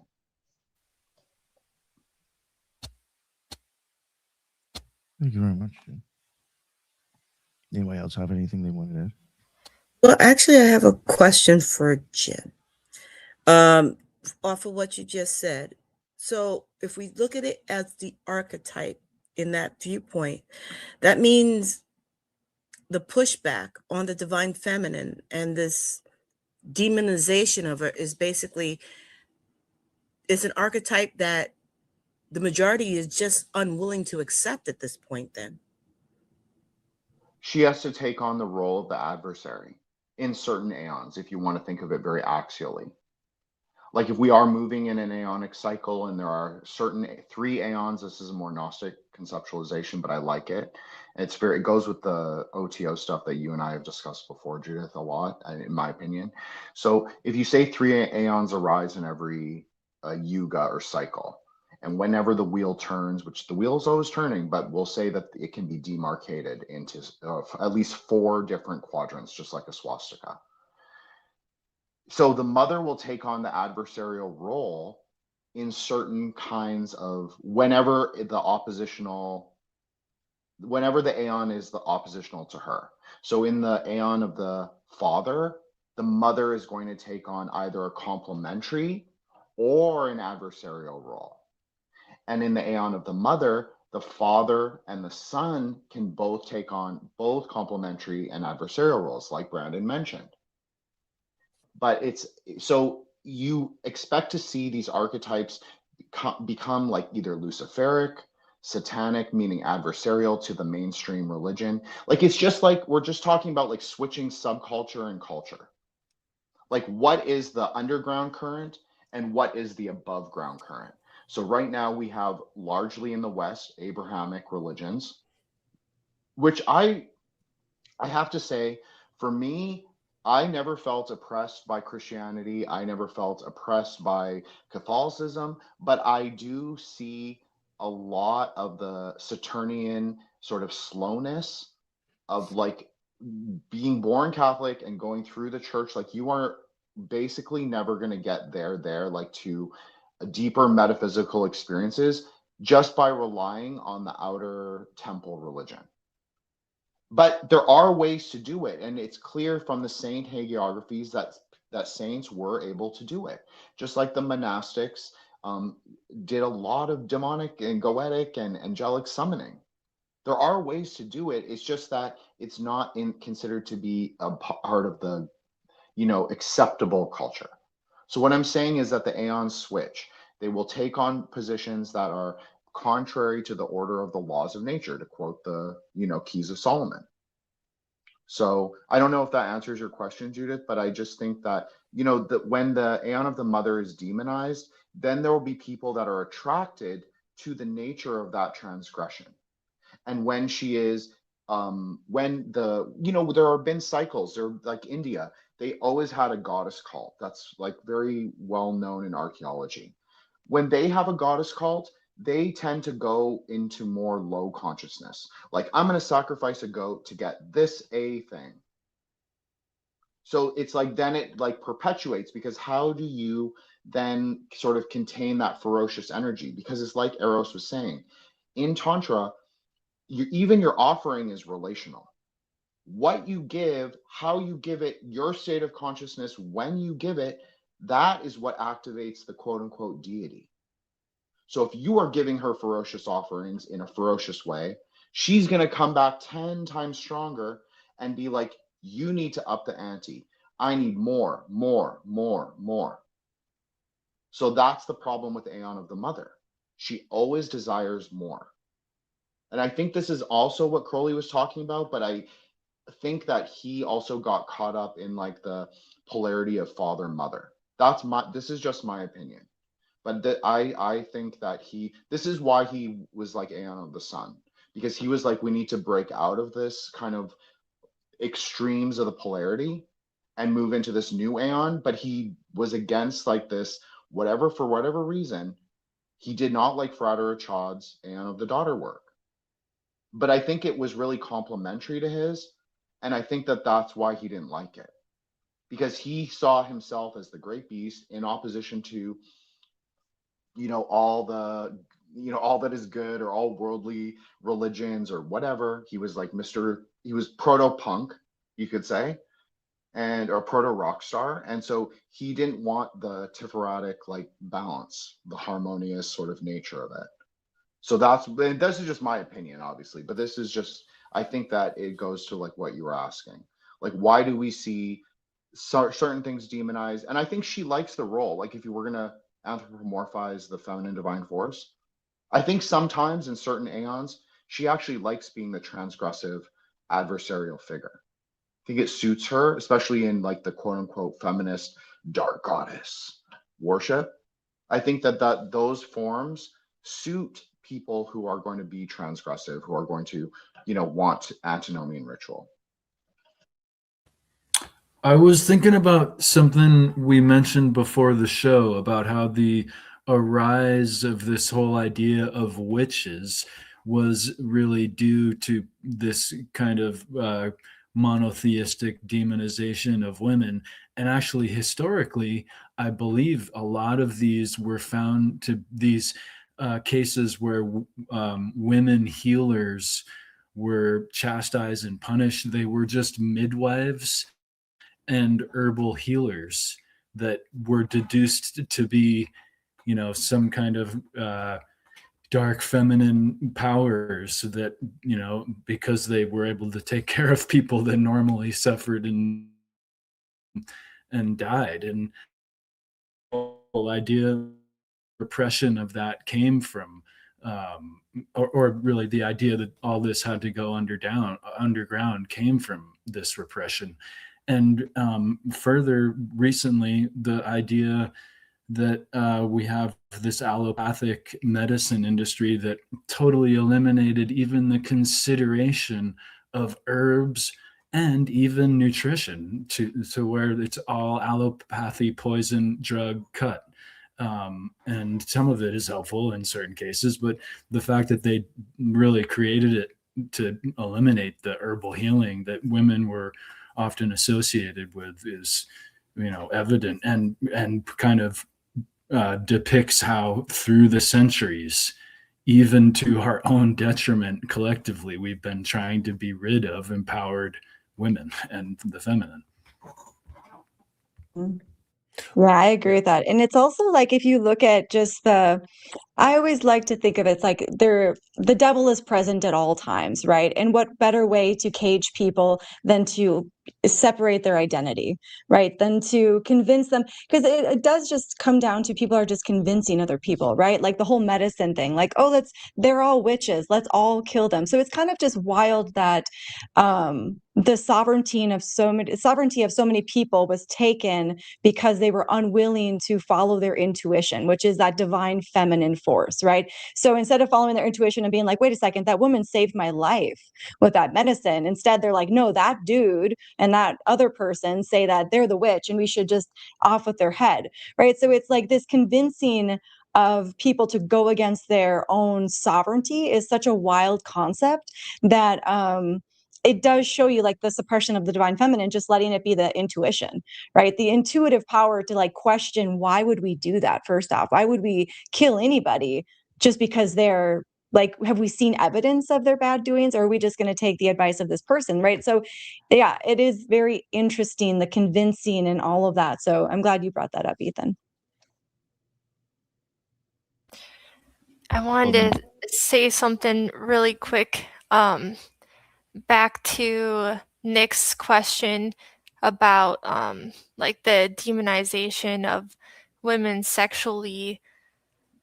I just think that that's another Abrahamic thing, but not necessarily even, because a big part of spirituality, right, is virtue and like connecting to virtue to like, grab hold of your will and I would say Plotinus was definitely influential in that. Like, he was very anti your bestial nature. And so then if we're demonizing the bestial nature and like human nature, then historically women, I guess I would say, are more the objects of desire, right? Because we're physically different, and I think that men are more sexually focused, perhaps, than women, or less sexually guarded than women, and so there's always that kind of unevenness where men are seeking it more than women are, and so women just tend to be the object of desire more. And then there's this huge like social imbalance that is like pretty significant that could be talked about. But so I think that a big part of that demonization of women and women sexually is just because they are like the objects of desire and the sexual gateway, I guess. And so I think it would make sense that you could kind of over time go into that where you start demonizing the object of desire and trying to kind of contain that for the purpose of virtue and stuff. It's interesting that you're mentioning, I guess, like Platonism with the Platonists. Mm-hmm. It was something that I just noticed. It wasn't all of them, but it was a decent chunk. It was a few of them. But like at some point, when I was covering like I guess Christianity, there was a couple of people like Justin Martyr, Eusebius, Origen, a handful of people that were like the big mouths, basically telling everybody else how this Christianity was supposed to go. And a good handful of them were Platonists. And the reason they were running their mouths was because of the Gnostics. And we know the Platonists don't like Gnosticism. So I even wonder, like, if even the insertion of as much as I'm a fan of Platonism, the insertion of Platonism has even something to do with shaping that type of idea. Well, I think Plotinus was a huge turning point for that. I don't know, maybe not, but I think, at least in my reading, I've never seen anyone as like anti bestial form as Plotinus was. And I kind of always felt like St. Augustine and a lot of the Christian doctrine probably took some of that puritanical kind of thought and kind of incorporated that more into Christianity. I can't be sure, but yeah, that's, I mean, think about it. We have, just to separate Platonism from Plato, right? That's a really important understanding. And then Platonists are just people who are now have learned at the academy and taken Plato's work and added a lot of ways to talk about it. Is they added a theology. Plato didn't have a theology. And so he was proposing through all these dialogues with Socrates. And then all of a sudden you get people like Eris is talking about, like, and you too, Nick, Plotinus and Proclus and all the way up to Iamblichus. And so you get all these different Platonists having all these different ideas of what theology means. And then, as you're saying, St. Augustine and all these characters also taking from Aristotle, who's also a Platonist, and then integrating these interesting aspects of what Plato was trying to get at when he says that we must use the higher mind of reason to understand that your lower desires and the animal forms, they have the ability to be harmonized. You don't want them to go away because we got to still eat, sleep, fucking, and procreate, right? But at the same time, you can't separate them. But the reason, the higher mind, is there to make sure we know and have virtue, like Eric was talking about, fortitude, prudence. Keep the lower self in check. And it keeps it in check. Thank you, Jules, as always. And it's this idea of, like, if we can structure us this way, is one model, right, of just trying to understand whatever the Orphic traditions were teaching us, Pythagorean traditions, all the way back to Sumer, and this descent of Inanna into the underworld. As these stories with the Orpheus and the egg and these things come through into now, you get the Inquisition in this time frame. After you get all of this plethora of the Hellenized world taking all these different cultures and smack dabbing them in Alexandria and many other cities that have done things like that, to then get the Christian, like Christianity is beautiful. Abrahamic traditions are beautiful. But when the tyrant king takes too much hold and the institution wants to squeeze all things that don't conform to its structures and hierarchies, then all of a sudden you get things like what we're talking about. And this really strange thing about like the Gnostics only thinking that all materiality is evil, right? When some thought that, but that wasn't all of them. Iamblichus definitely, was a Platonist, also a Gnostic in his own way of trying to make this ascent. So I feel like a lot of this is a mistaking the map for the territory and not understanding a lot of these things. And then I think it's really important to go into why, Nick, like I think you are having this thing kind of come together is because of in the mainstream exoteric nonsensical idiots out there who have no fucking understanding of hide from tail. I don't know. There's like a saying, but like it's like these individuals are talking nonsense because they don't even know how to read books. These people don't know how to read books. They don't understand language. They don't understand symbolism, allegory, and tales of a human trying to like transform into something better. It's like chasing clicks instead of understanding that this is an alchemical process no matter what vehicle you use, right? The vehicle doesn't matter. You can get it through Christianity because they have tons of feminine saints, right? Nick, we were talking about the woman who fucking is brilliant and she does the music and yeah. If you were to look at her liturgy, just what you can Hildegard, right?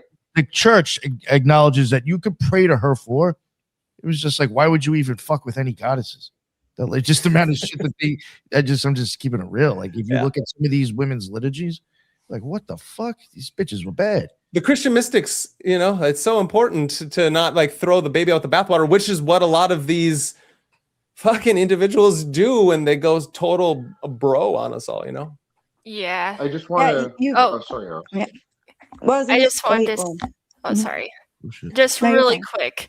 I wanted to just say Plotinus was kind of more of like a specific case, and he does not represent all Neoplatonists. He was kind of extreme in his bias, but I do think it had a huge effect. And sure. Brandon is so right that it's, if you don't incorporate the physical, you can't reach rubedo. Yeah, nice. Yeah. What I was just going to say about like the idea of the bestial nature, like from a Buddhist perspective, I do not like the idea that we would ever include that with women, because I think that is something that has gone wrong in our world, is that women are the bestial. And that's what they look at Kali, they look at all these goddesses that are protectors, and they're like, that's a wild beast. And it's like, no, that is a goddess. Yeah, that is a fully embodied divine feminine protecting her right. And so I just like the idea of bestiality and like, bestial nature is, I think, from a perspective, like not something that we want to acknowledge as like a feminine quality. Yes, we are of the earth, but like the bestial nature from a perspective of Buddhism, and I think a lot of traditions, is a lower resonance of like the 10 worlds.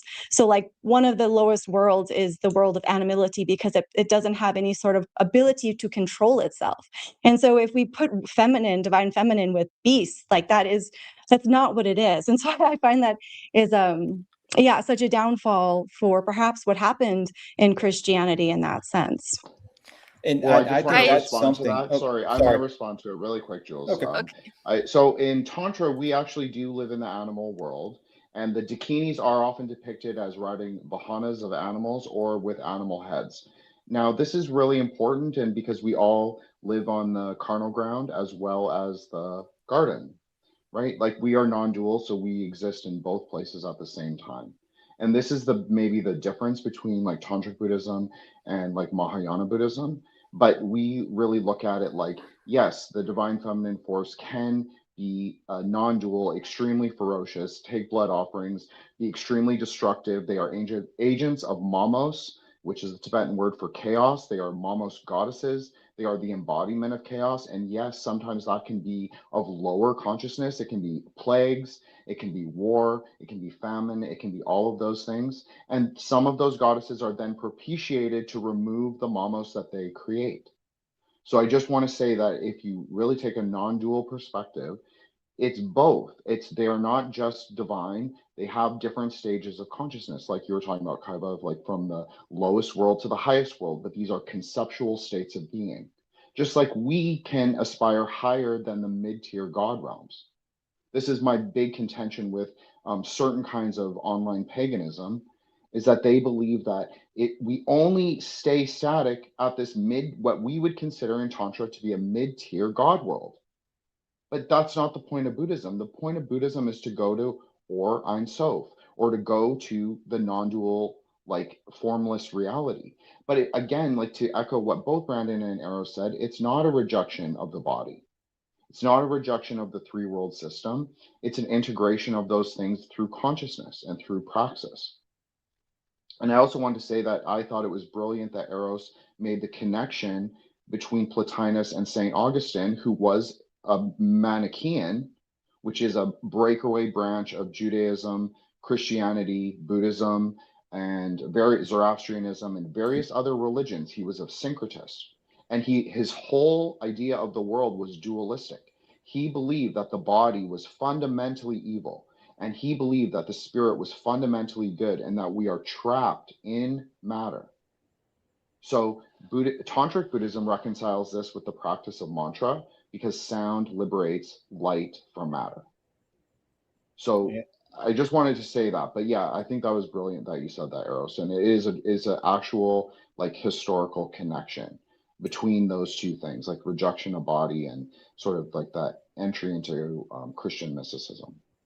Shout out manas, and yeah, no, the Manichaeans had manas, and we actually talked about that on prior show. But to what Kaiva was saying, yeah, you know, there is this kind of bestial nature, and men have to embody this. I think like it's a part of us, right? And so like I was talking about earlier, in Northern mythology and history, you have like the Ulfnar, right?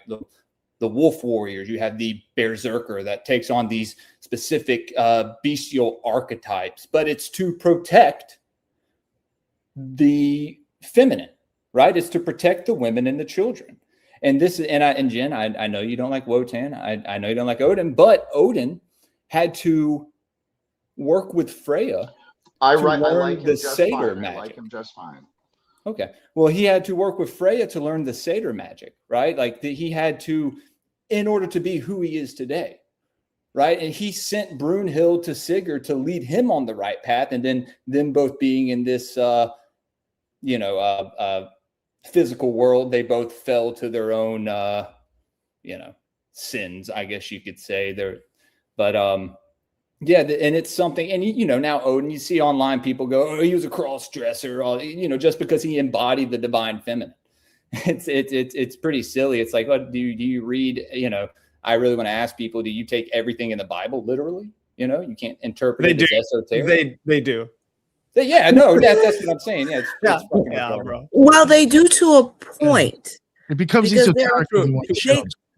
They do to a point, because if you're looking at the divine feminine, there are plenty of books within the Old Testament that really glorify the events and the steps that women had taken in faith, and they're not spoken about.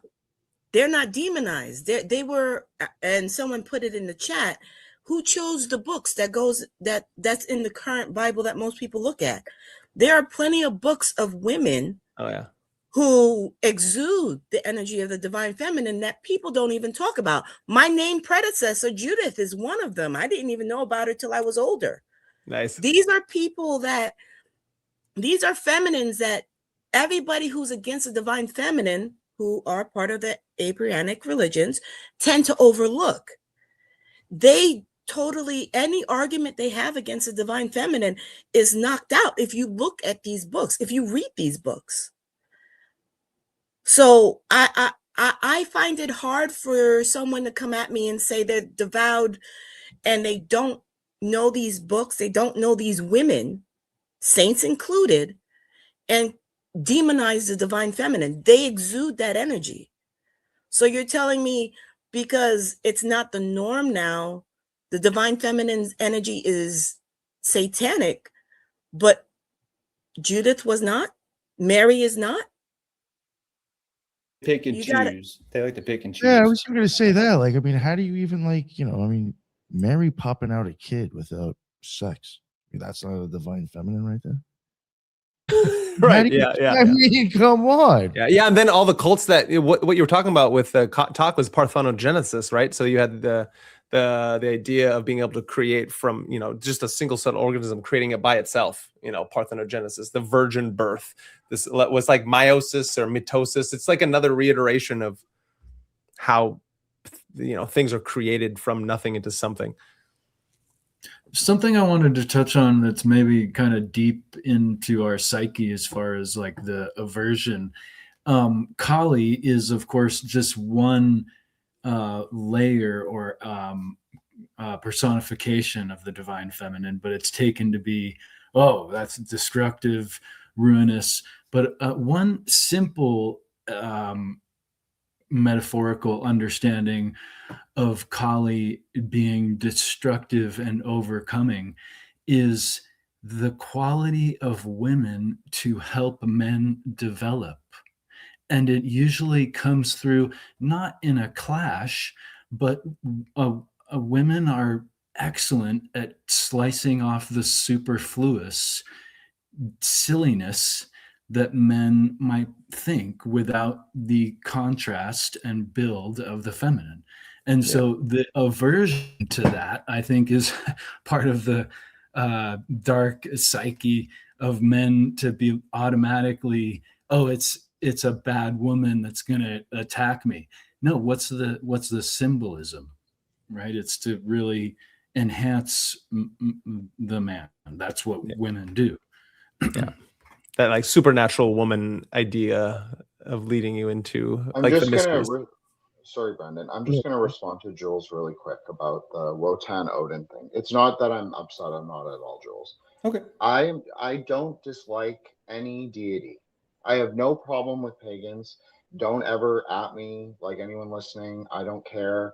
I'm not going to believe in your religion. I'm happy in my own. But I respect that. Not, yeah. Okay. But I do not worship worldly gods at all. Point blank, period. I do not worship worldly gods. I take refuge in the Buddhas and the Buddhas alone. So people can understand that however they want. That's enlightened energy. It's not worldly energy. And so then, but I would like to talk to you about that sometime. Well, I'd love to, talk about cable and that with you anytime. Yeah, man. But sure. yeah, I want to just respond. What Ethan said is correct.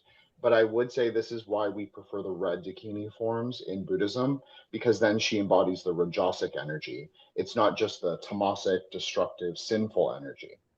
She actually has the ability to go like Rubido, like Eros brought up.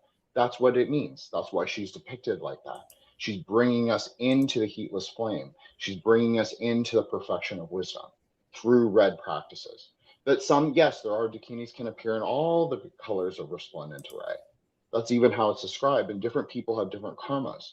So they'll be attracted to different forms of the whatever. If you want to call them a goddess, that's fine.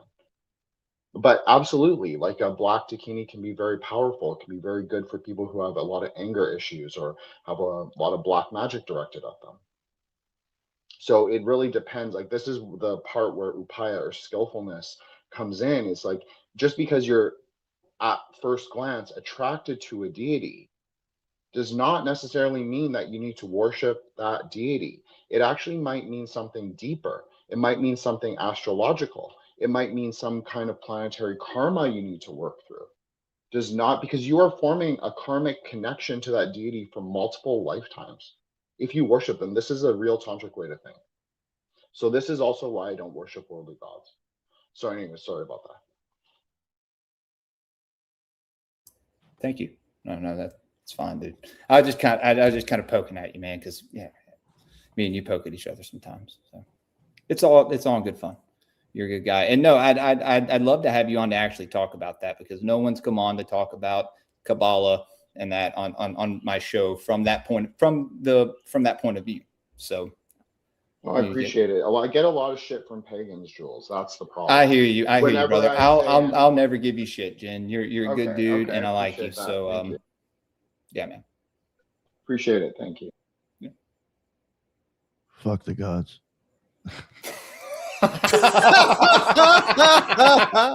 That's Thanks, good. Nick. Yeah, that's hilarious. There we go. Well, I think that's Nick. I'm gonna frame off of that, and I like that, and I think it's really important, the fuck the gods thing, because it's to understand where we're at in our human consciousness, right? I think it's the idea of the gods, gets anthropomorphized, and we misunderstand the natural forces that we're trying to understand, not only in our the world, the external world, but also the embodied internal world. And the divine feminine, again, that's what we're talking about, is one principle that is a major principle that has many aspects and modes of being. And those modes of being of the many principles of the divine feminine also reflect themselves in the cyclical nature of the aeons and how we move through the cycles of time. And I also definitely agree with Jin as he's talking about every country or whatever a culture has their own time that they're moving within, because to bring up then Heidegger is that each one of us, Dasein, being there in the world, we are time embodied into the world. There's no time outside of human consciousness and the embodied action. Just like there is no human being without the divine feminine and divine masculine principles. And these principles are principles of forces of nature as they move through the world. And I think this is something really important to always come back to. And that's why magic is so important. Mysticism, however we want to talk about these things, is that we harness the ability to use these principles for good. Hopefully, not everyone does that, and it can be inverted. The even good that you're doing, right? I think fourth wave, third wave, second wave, first, maybe not first wave. I don't know, but feminism itself is an externalization of a masculine feminine push. It is happening because both sides are doing something. And all of a sudden you get a reaction cause, Hegelian dialectic, and you get this to move through. And then we're arguing about what? Principles and forces of nature that we don't understand and that we have to take to the temple, the pillow, wherever you sit and meditate and contemplate your existential existence of trying to balance these forces of nature. And so it's like a continual callback that I think we're all doing, because Carl Jung was trying to understand the unconscious mind, the psyche of these humans that walk in this world.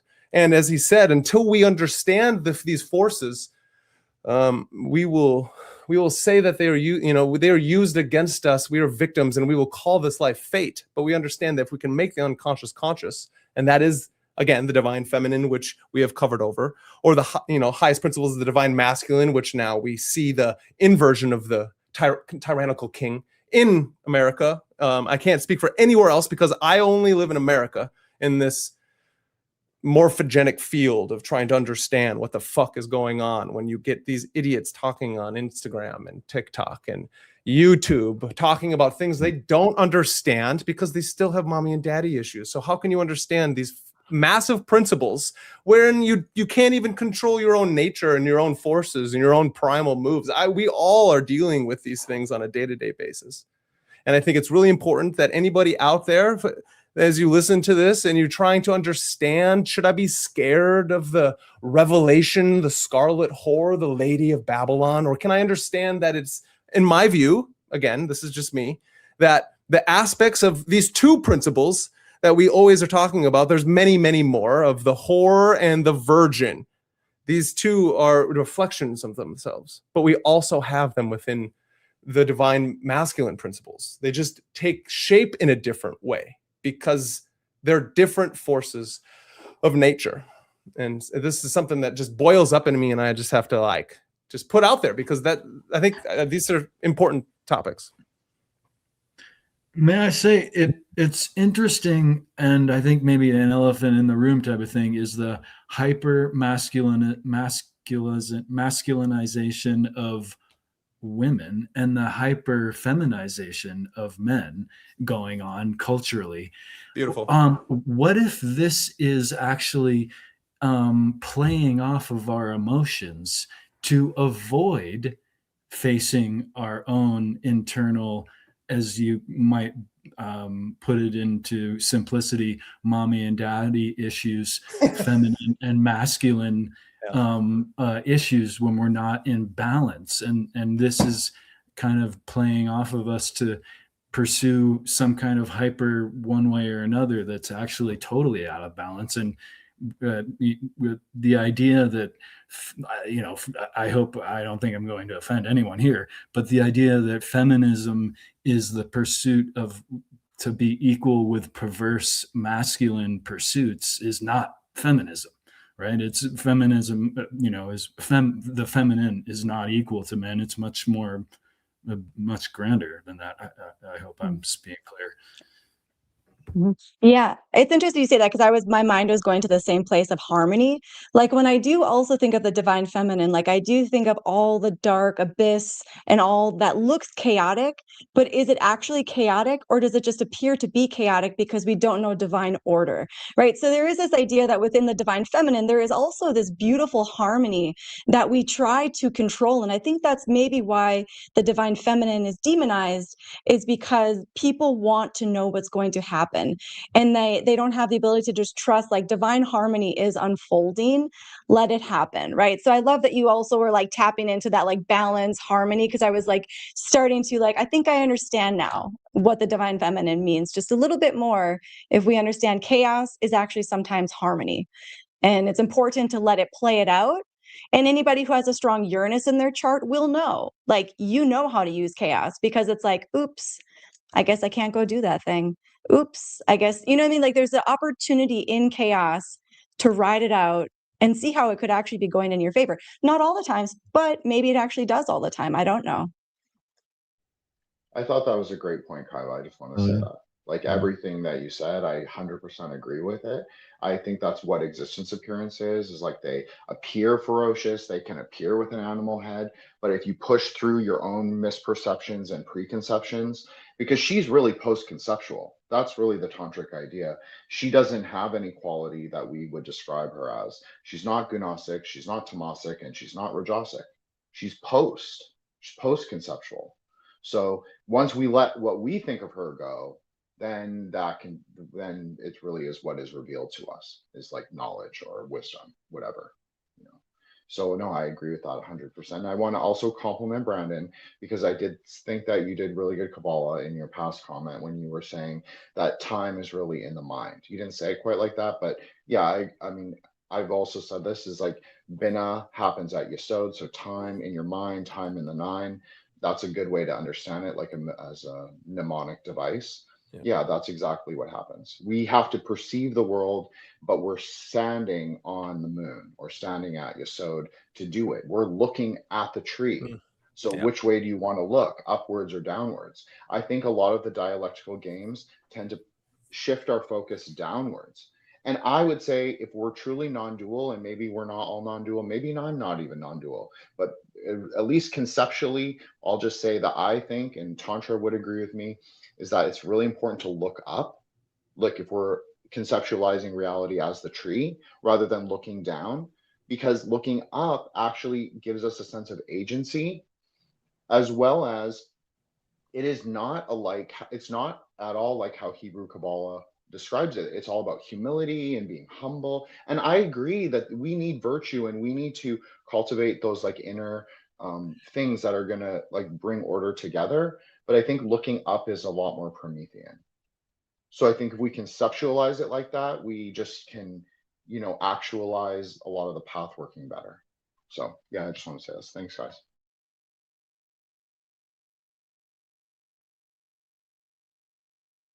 That was good. Thank you. Did anybody have anything else that they wanted to add? We're almost at 2 hours. Probably wrap it up at this point. No, nothing. All right. Sure. Well, we probably could, but we are all like, we're like, well, we could. Part 2 is in order. 2 of 64, right? Part 2 of 64 is coming up soon. Yeah, good for sure. That was great though. I really thought that was an awesome show. I really appreciate everybody's input on that. You know, it made me think about a lot of things myself as well, just the way I look at it. And just how it does differ in some areas. It's very interesting. And the reasoning behind that, who knows? Thank you all and everybody in the chat. Before we wrap it up, I will everybody plug their show again real quick. Judith, please let everybody know what's up with you.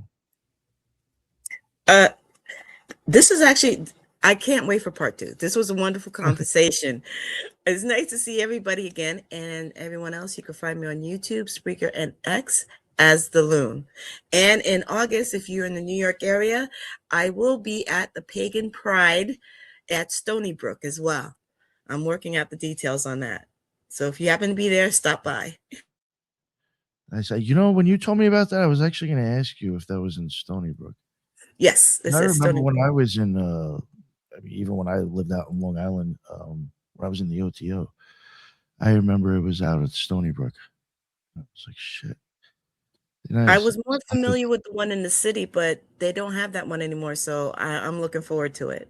There should be a good turnout out there, I would think. That's a nice, good for you. When you told me that, I was rather impressed. I was like, that's actually a good spot for promotion, in my opinion. Good. Jin the Ninja, what is up?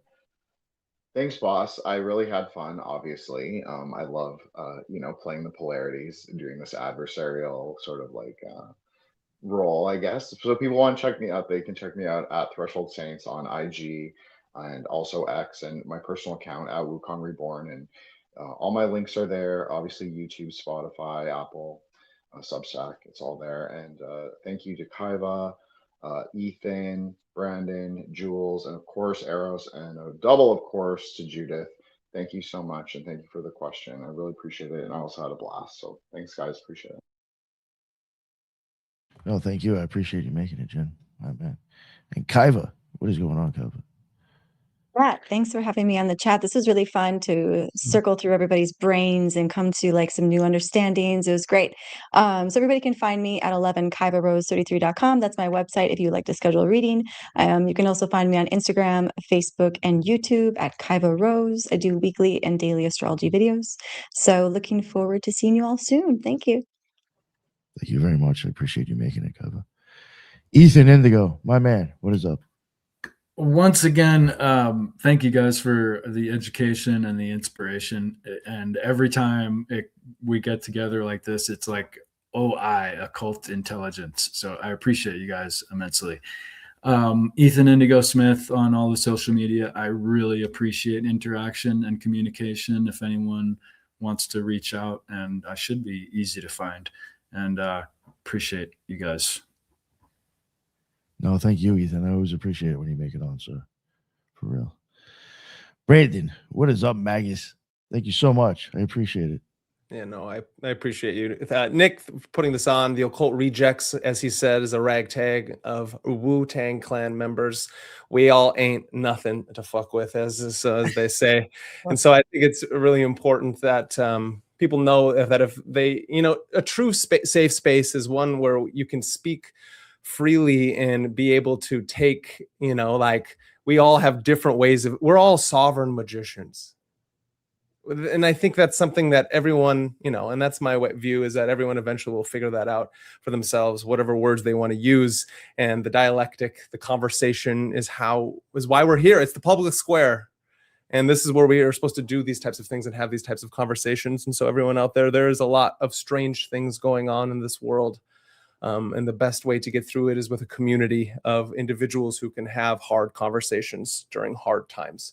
And so thank you to Nick. Thank you to everyone, Jin, Judith, Kaiva, Ethan, Jules, and Eros. This is how it's done, and this is how the future is changed for the good. And so everyone can find Magus in the Media on all the things. Subscribe, like, and share to me and all these beautiful people, from the Rejects to Kaiva Rose to Threshold Saints to what Judith is doing to the gray pill to Ethan Indigo with his Tai Chi magic and Eros as she platonizes herself up towards the forms. And so everyone out there, thank you for such a wonderful evening. That was awesome, dude. Thank you so much. Thank you. Eros, what is going on, Eros? Thanks, guys. This was a lot of fun. Oh, yeah. Yeah, this was awesome. I always have so much fun. And obviously, I watch you guys all individually, so it's fun to be able to talk with you guys because you're all very entertaining and always have such good things to say. So thank you. You can find me at YouTube as Aerosup, and then you can find me on Twitter at Eros to Ethos. Thank you very much for coming on here. I appreciate it, Eros. Always do. My man Jules, what is All it? right, man. Thank you for having me on, Nick. This was an incredible discussion. I actually learned a lot, as I always do, and I can't wait for part 2. So, if you're watching, go over to occultresearchinstitute.org. Check everyone out there. Go over and follow at The Occult Rejects on YouTube. You can find me on X at Graypilled 3Ds, and then go over to Rumble, YouTube, or Patreon. Check out what we're doing over there. Gods of the Morningwood next week. Box Saga and Adepts in the Western Esoteric Traditions, like part 8, I think. So Occult Cinema this week as well. We're doing Begonia. So I will. Yeah, I got to check with Zaralap, but we, that's a Patreon show. So if you want to find most of my content, you can go over to Patreon. The live stream last night got taken down off YouTube for hate speech. So I don't know what I said, but the algorithms didn't like it. But may do another one tonight. Who knows? Anyway, again, this was great. Thank you guys, and like I said, can't wait for next time. Got to get Miss Babylon in here. She was in the chat throughout the whole show. Yeah, I saw that. She loves you guys. I mean, she did numerous Graypilled streams and hated my entire audience, but then she comes on the Occult Rejects one time, and it's like, blissful. So that's awesome. Thank you guys for, Of course, thank you, Jules. I was glad you could make it, man. I was glad you were able to make it tonight. Thank you.